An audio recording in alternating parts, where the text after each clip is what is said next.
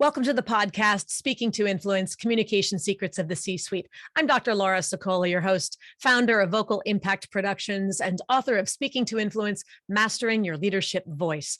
My guest today is Tracy Ashdale, Executive Director of Girls on the Run, Southeastern Suburban Pennsylvania, and author of the upcoming book, Switching Lanes, looking at where we are, where we want to be, and what barriers are getting in the way. Tracy, thank you so much for joining us today. My pleasure. Thank you for having me. Now, tell us a little bit about Girls on the Run. What is your 30-second elevator pitch? So we inspire girls to be healthy, joyful, and confident. And we do that using a fun, experience-based curriculum, which creatively integrates running. And we really, at the heart of who we are, we envision a world where every girl knows and activates her limitless potential so she's free to boldly pursue her dreams. Now, give us a little bit of specifics here. What age are we talking about, and how many girls are there? So we are, the girls that participate in the program are between ages of 8 and 14 years old. We have two programs. One is our elementary school program, and that's Girls on the Run. And our middle school program, which is 6th to 8th grade, is for heart. It's called Heart and Soul. And so the curriculums are two separate curriculums. And it's a 10-week program, and we're based out of, majority of our programs run after school. We're in some YMCAs, some community centers, churches, synagogues, parks, and we've served close to 15,000 girls over the last 16 years. And Amazing. So typically, like last spring, should I say this upcoming year, we hope to reach our spring seasonal hit. Probably 2,500 girls will participate. Fantastic. Yeah. So anybody out there, if your girls are looking for some opportunities to develop some mental, emotional, and physical fitness, check it out. How do you connect the confidence boosting curriculum with running? What's the connection? So it's very integrative, and the lessons are, for example, we have 3 sections, if you will, to our curriculum. The first is helping the girls look at who they are in relation to themselves, how they develop, nurture, and maintain a healthy relationship with themselves, and what happens when that doesn't go so well. And then the second piece is who they are in relation to others. How do they develop, nurture, and maintain healthy relationships with other people? And what happens when that doesn't go so well? And then the third component is who are they in relation to the community? And how do they give back in a meaningful, impactful way and develop some leadership skills in the process in a collaborative team effort. And so that is all happening because we're developing their emotional muscles while we're developing their physical muscles as well. So every lesson involves verbal dialogue, but also physical. So for example, we have one lesson where we're talking about comfortable and uncomfortable feelings. And, there's a coach, 2 of the coaches might be standing 100 yards away from the girls, and they have an envelope with situations in there that describe comfortable or uncomfortable feelings, and they're running back and forth, and they're partnering up with their partner to talk about the situation. Is that a comfortable, uncomfortable feeling? What would I do if it was uncomfortable? And then they're running back. Nice. So, and they build up to a particular event, don't they? They do. So we're training them to run a 5K event by the end of the 10 weeks, non-competitive. And all of our teams and girls come together to have this celebratory event. And so, be in 100 schools and have, thousands of girls and their running buddies and coaches and family members participating with them. And can community members who don't have a child in the program participate in these 5Ks as well? Are they fundraisers or are they just open community events? It is open to the public, yes. Nice. Okay. Yeah. And sorry, go ahead. No, I was going to say we have a sort of an adjunct program to Girls on the Run, which is called Soulmates. So we have people in the community who are training to run any event. It doesn't have to be ours, but we do have lots of Soulmates runners who run an R5K, and they basically train for a certain period of time toward any event and an accomplishment, and they're raising money for girls for scholarships for our program. And just to be clear, that's Soulmates, SOLE, yes? Yes, Okay. it So is. at the end of today, if you are as inspired as I think you're going to be out there, please check out Girls on the Run. We'll give you the website at the end and see if perhaps you'll want to be a soulmate as well, or otherwise see how you can support this incredible organization. So Tracy, with all of this, what's your favorite part of your job and why? Favorite part of my days and my work over the years really is it's getting to know the girls, the coaches, our stakeholders, the families, and really noticing that we're all so different, but yet we're all so much alike, and embracing that. And honestly, when there's a challenge with a family or a coach or anybody that's involved in the organization, my favorite part is being able to have a resolution that embraces the values of our organization, and to talk about it so that we're really living what we do every day here, and particularly me. And what are some of those core values?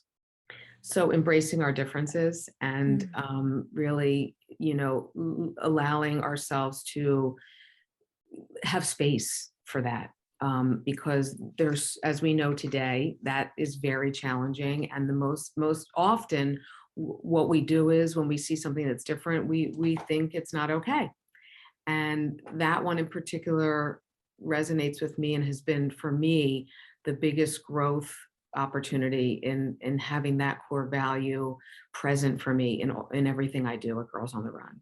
Yes, yes. Now, with all that, and you've been there for how many years? 17 years now? Yep. Yep. That's amazing.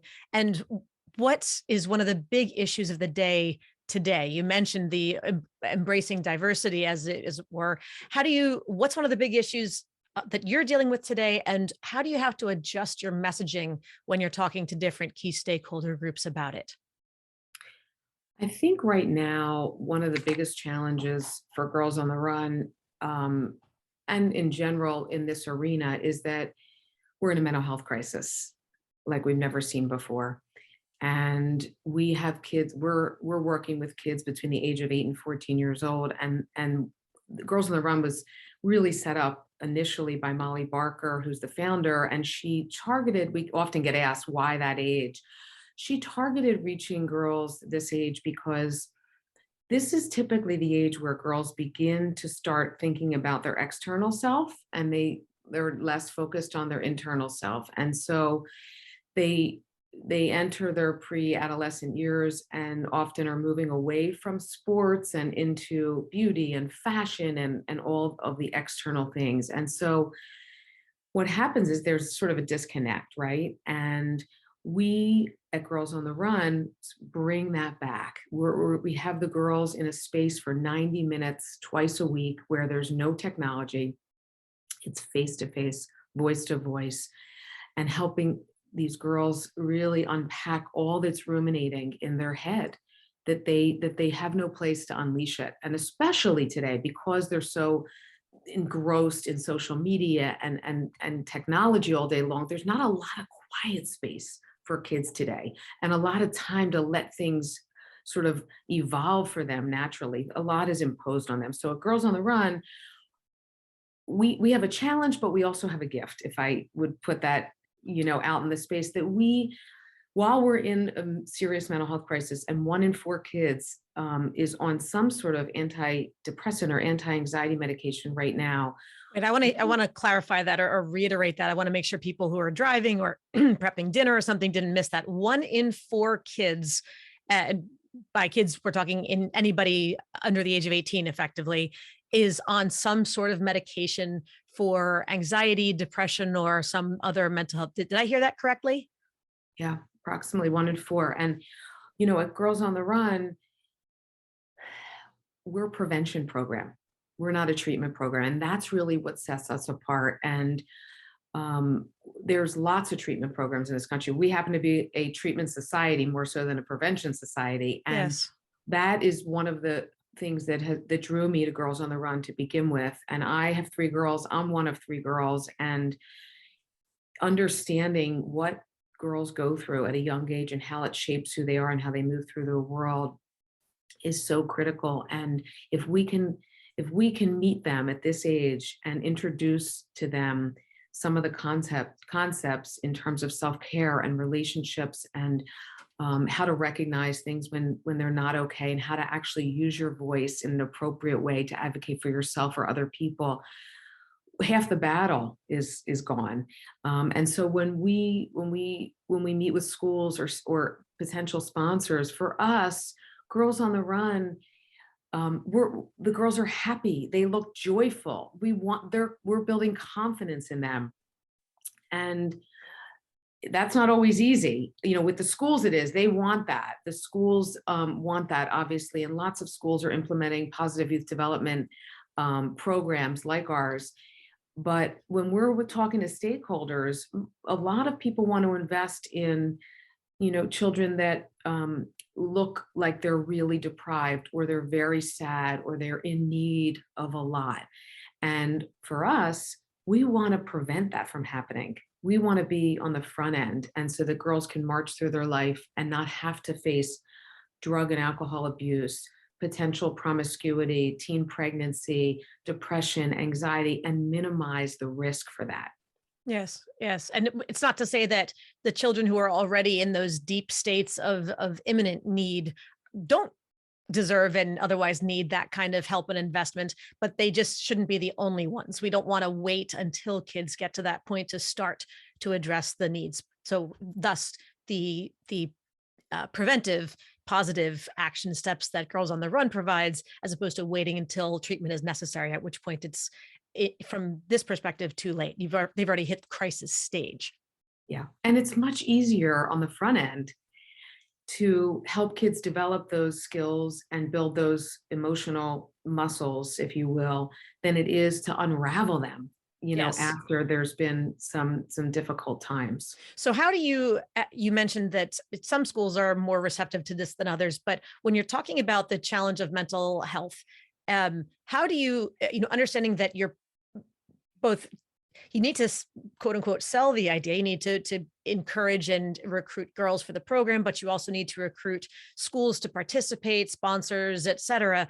How do you address those that mental health challenge to those two different groups, schools and sponsors versus the girls or other participants, for example? Because obviously it affects both, but I would imagine that you can't quite use the same statistical pitch for both. Yeah, well, with the schools, we are the only research evidence-based positive youth development program in the country. And so that makes people feel really confident. And our curriculum is, and I don't use this in a negative way, but it's intense, and it's intense in a good way. It's very structured, it's very interactive, very didactic, fun. I mean, to be honest with you, most of our coaches, including myself, when I first coached, I felt unleashed when I was coaching. Like, I felt like I could access that 9-year-old girl in me, and it felt refreshing. So most of the schools, for the most part, it's a breath of fresh air to have us come in and have this as an adjunct, or you will, or support for their students.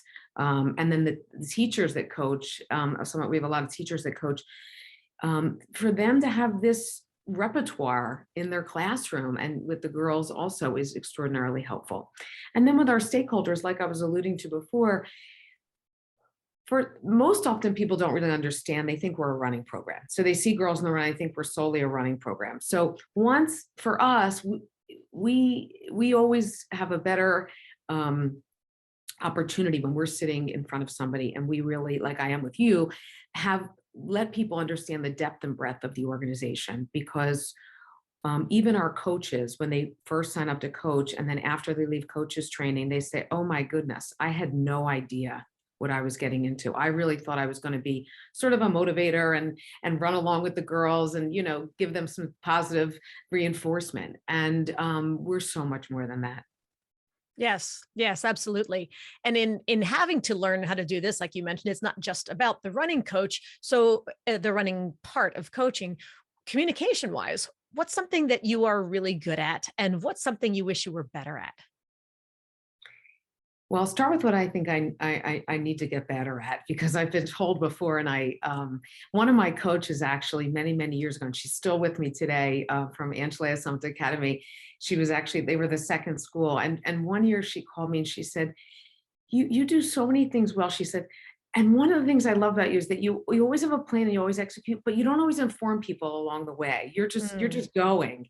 And it's true. It's true. And I do get told that often. And so for me to slow down and get really methodical in terms of, what's going to happen, who needs to know, when do they need to know, who needs to be accountable, who's responsible, those kinds of things, and that kind of mentality for me is a work in progress. And so what's something that you're really good at then as I a think, communicator, that is? yeah, I think what I'm really good at, and it's taken a lot of work, and you and I have spoken about this, is speaking from my heart and getting out of my head. I think it's taken a long time for me to do that, and it's it's when I am my most authentic and really in my best space is when I slow down and I speak really from my heart, and I can get out of what I think I need to do or what I think I need to say. And that's when I feel most connected to people. Yes.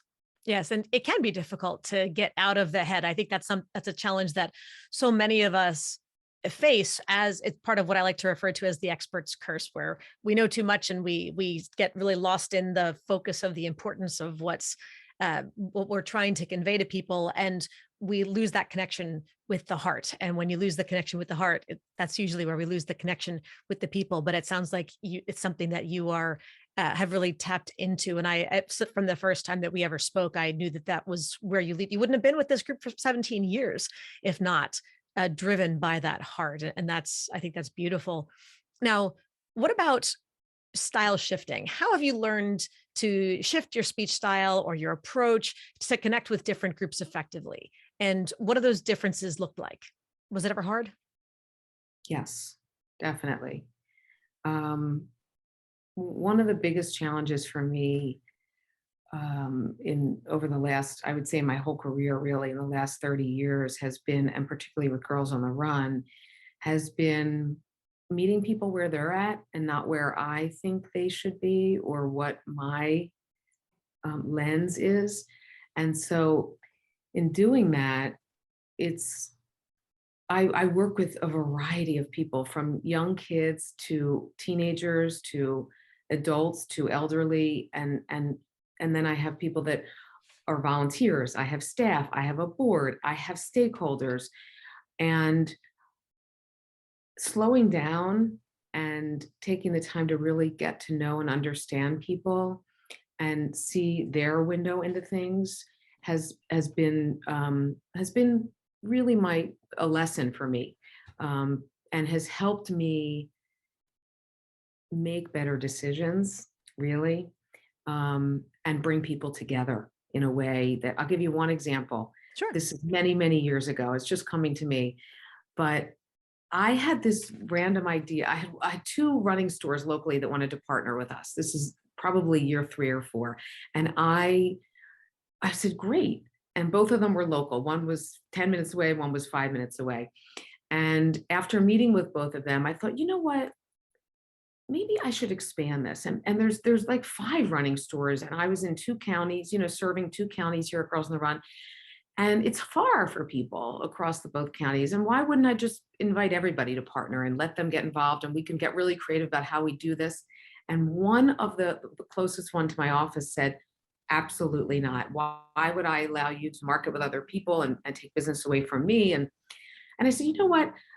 Give me a chance. Let's all have a breakfast together. And let's just talk about how this could be really successful and what some of the challenges might be. And let's just shake it out. For the next 15 years, we had a partnership with all of them.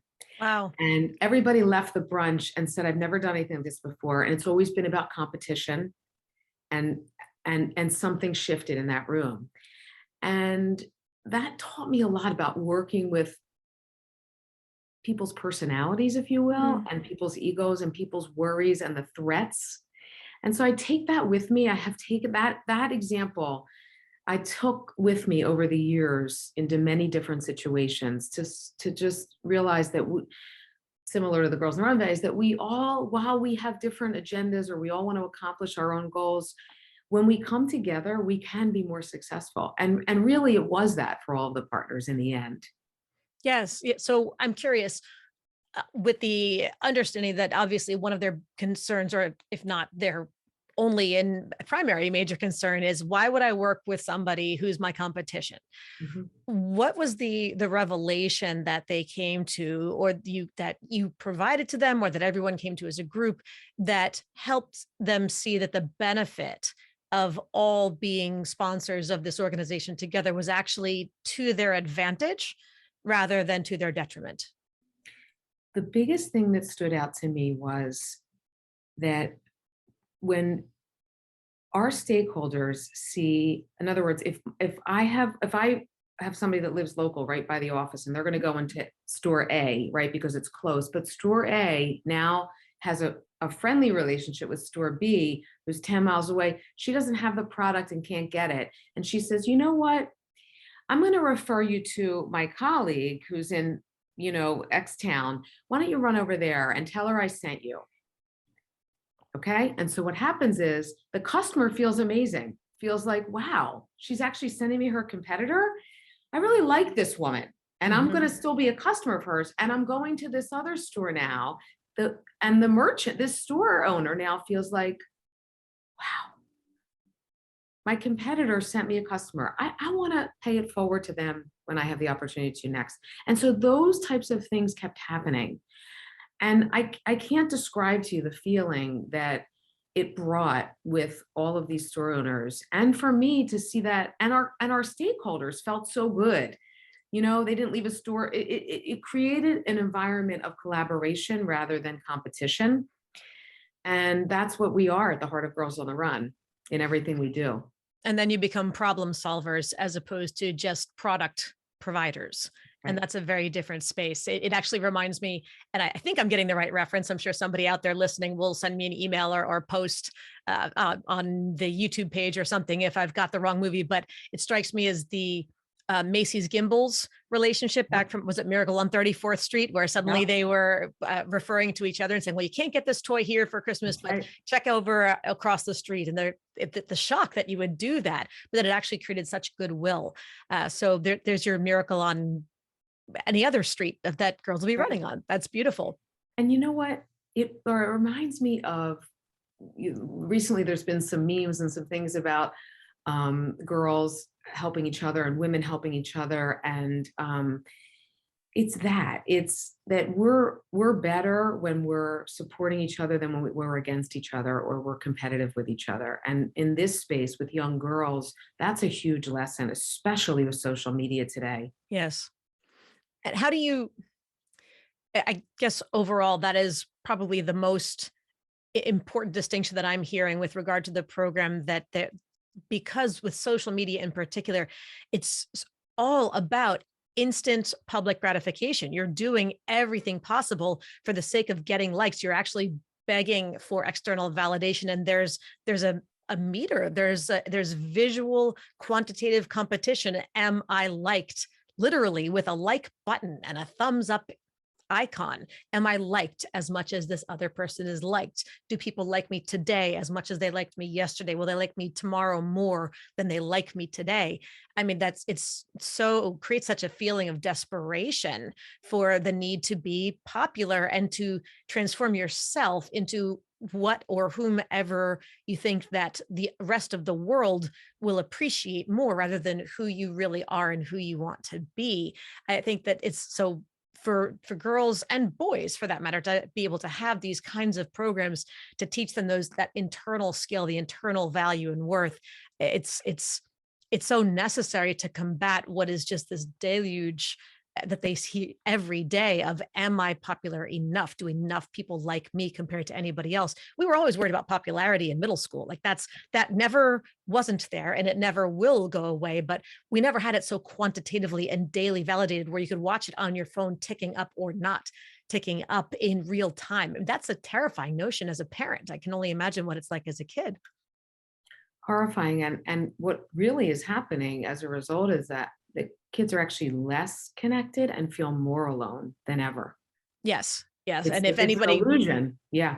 very much so. And if anybody wants to really be terrified, go watch The Social Dilemma on Netflix, which is a Mm. documentary about basically the horrors of social media creating exactly what we're describing now. So we're going to get off of that. Anybody who wants more information about it, go check out that documentary, The Social Dilemma. But now that brings us, I think, to the notion of transparency and vulnerability and being able to show who you are. Tracy, you shared with me about a particular experience that's upcoming for you that required a little bit of deep digging and transparency with your organization. Did you want to share that with our audience today? Sure. So it's been obviously, 2.5 years of COVID and lots of unexpected twists and turns in running a business. How I described it is really like sort of changing the tires on a moving bus. That's what it's felt like. And lots of personal things going on. And I lost my mother suddenly. And Mm. so I noticed things about myself this past spring that I haven't seen before or recognized. And I was beginning to get concerned. My memory wasn't as sharp as it was. And um, I just was not operating on all 8 cylinders. I wasn't sleeping well. I was feeling irritable and cranky, and I didn't have my gumption. I mean, I was always at 5 o'clock in the morning, get up and hop on the treadmill or go for a bike ride, and I just didn't.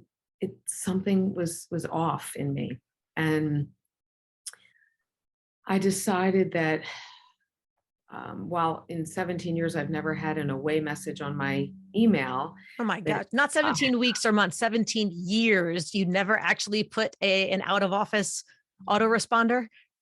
no. And not because only because my work has never felt like work, and I just it's just the way I roll, have rolled, I should say, because that's changing. But so I I really just took some time and thought, if I don't do something now to slow down and create some space for me, I'm not sure what I'm going to look like in 6 months and my organization's going to look like. And so it was not easy. And once I said it out loud, I said, I'm going to take some time off this summer. I felt a sense of relief and almost like, yes, you have no choice. And so I called my board chair and I told her, and I was crying. I was very emotional about it. Just And just to clarify, you weren't talking about taking a vacation time off. It was not like a week off. no, So what did you mean by that? I said I'm going to take about 3 weeks or a month off. And that was a big, big, big, big leap for me. And this is both, yes, vacation to rest, but also to kind of rejuvenate for your own mental health and physical health and ability to breathe and exhale and take care of yourself. Yes. Yeah. And what I really was craving and yearning was just to have quietness, nothingness, just nothingness. I had been for 2.5 years, particularly in the last 2.5 years, really on overdrive, like I've never been in my life. And like I said, I just was noticing things about myself that I was unrecognizable to myself, and that I didn't want anything more to happen. I didn't want to be flat out, and on a bed in a psychiatric hospital. I wanted to rejuvenate myself. And once I told my board chair and I said, this is not easy. I'm not coming by this decision lightly. And it's taking a lot of courage for me to call you and say this to you, because a part of me feels like you might think that I can't handle my job, or that I'm not enough and I'm not capable. And I said, even saying that to you is hard for me. And she was remarkable. And she said, I'm so happy for you that you had the courage to say this. And I think that you owe this to yourself and the organization. And what happened was I said to her, I thanked her for saying that to me. And then I said, the truth is that if I don't do this, who am I really for this organization? Because this is what we're teaching the girls. And I've always felt and always said in all of my coaches trainings every year, we're the macro to the micro of this organization. My staff is to the coaches and the coaches are to the girls. And so it was in that moment that it felt like this is what this has all come to for me. Girls on the Run has been my life's work. It's been a platform for my life's work. And every year I learn just as the girls are learning these life skill lessons. And this was a big one for me. Yes. And I'm so glad that to hear you share not just that you're taking that time, but what your internal monologue was that was going on, the fear of admitting that we need a break, that we need that silence, that we need to take some time, and the ability to then bring it to whoever the powers that be happen to be, and being able to say, I need this. And I'm so glad that you've got such a strong board that they recognized the value that you bring and were able to say, yes, take the time that you need to be who we need you to be, and recognizing that good, healthy relationship. But most importantly, the point that as leaders, I think we often feel like to take off that kind of time or to do self-care, and we do this as parents as well, that the notion of self-care first, A, is selfish and B, is weak. And either way, it means it's not enough. I'm not doing enough for everybody else. But then what are we modeling? What are we modeling for our employees, for our direct reports, for our children, for whoever else? If it's that no matter what, I can take it, throw more at me, I can handle more stress, I can handle more pressure, I can handle more work, I can handle less sleep, I can handle more responsibility, and not complain and not breathe. And if you're saying that this is what it takes to be in my role, how can we then teach things like self-esteem curriculums, like healthy choices curriculums, much less anything else, when we're doing the do as I say, not as I do? So it's so good to hear that you are able to really live what you're teaching and be that role model. And I'm sure these are pieces that you'll be able to take and teach to your coaches and teach to the girls, either through the coaches or otherwise, this need for self-care, and hopefully the monologue that goes along with it. I think it's an incredibly powerful story. So thank you for sharing that with us today. So Laura, in terms of the weakness and selfishness, the weakness part. So Laura, in terms of the two pieces that you highlighted, which was the feeling weak and also selfish in making these kinds of decisions to take care of ourselves, the weakness piece really speaks to me. That was what I was feeling, that somehow I would be seen or viewed as weak. And I really, in my heart of hearts, thought, if that's what it is, then that is what it is. I actually am feeling weak right now. And they need to know that. And they also know that I'm strong and resilient. And I've been building this organization for 17 years. And in my bones, I know that I still have that in me, but I need to restore myself. And I am feeling weak now. And I need the team to rally around and pick up the pieces while I restore myself. Yes, yes. Thank you again for sharing all of this. People need to know that it's okay to do that. You have to be able to recognize it in yourself, be able to give it to yourself, to ask for it for yourself before we can give it to others as well, or expect them to be able to show those skills, those strengths, and those internal qualities. So here's a chance actually to challenge some people to do something else for themselves. Our listener 24-hour influence challenge. Tracy, how would you like to challenge our listeners today with one step that they can complete within 24 hours to help them have more influence? Well, there's two things that I do in my life that have been very instrumental in helping me challenge myself. The first one, and if we don't have time, I won't share the second. The first one is, and I started this with my coaches many, many years ago. At the end of their lesson, I asked them to just take a couple minutes and think about what their intention is for the next session. So for me, it's every day. What is my intention today? And then at the end of the day, I could say to myself, did I meet my intention? And if I did, great. How did I get there? What did I have to put in place to make that happen? And if I didn't, what got in the way? And what, do I want to recommit to that intention, or am I moving on? And so that is very grounding for me. And simultaneously, I intentionally set a breathe alert in my phone 3 times a day.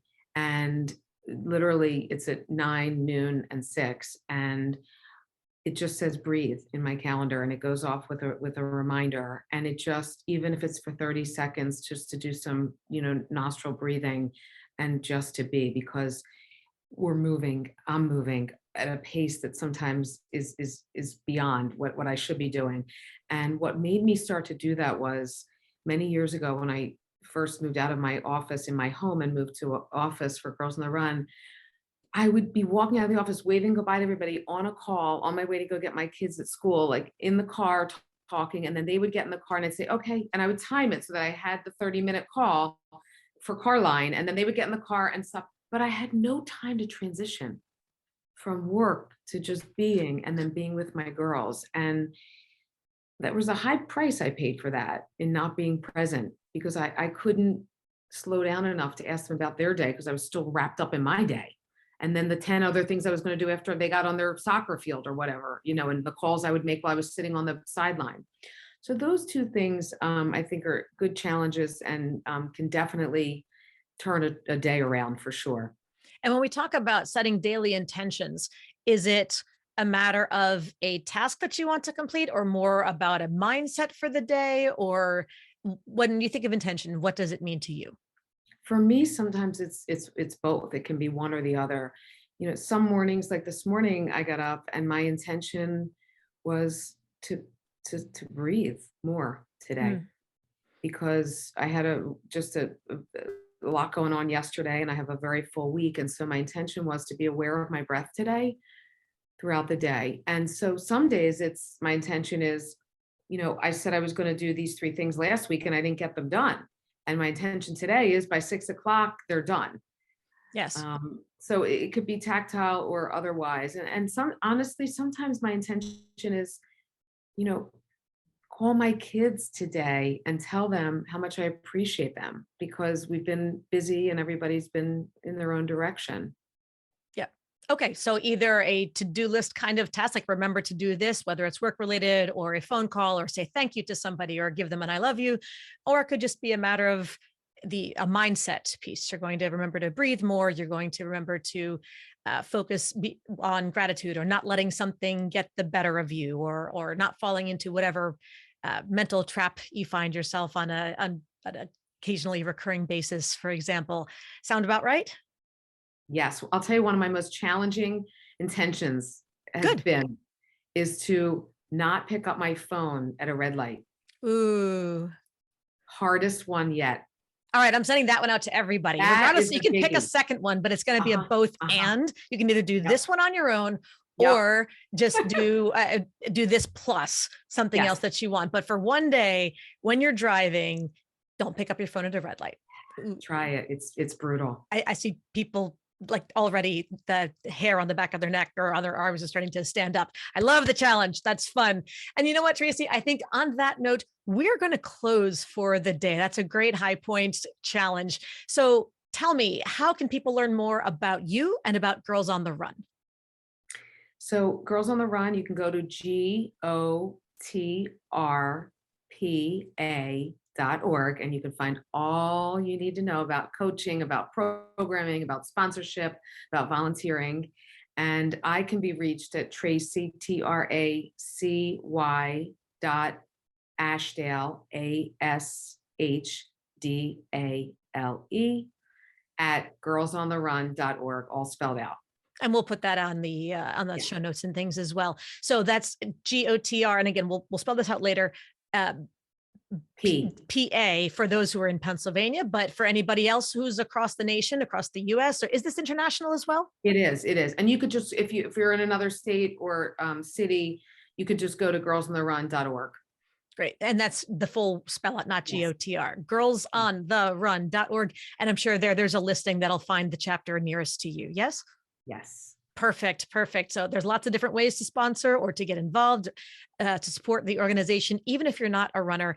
And by the way, I'm not, but I love doing 5Ks and those kinds of things. I never think of myself as a runner. I just do the activity. So you may not be in there.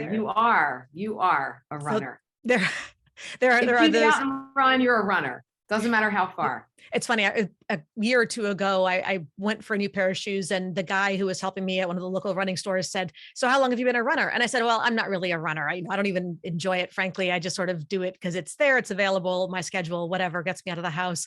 And he said, "Well, how often do you run?" I said, "I don't know, 3, maybe 4 times a week." He said, "Well, and how far do you go?" I said, probably 3.5, 4 miles as a sort of a standard loop for me." And I said, "But I don't really, again, enjoy it. I just sort of do it." And he laughed and he looks at me and he goes, "You're a runner."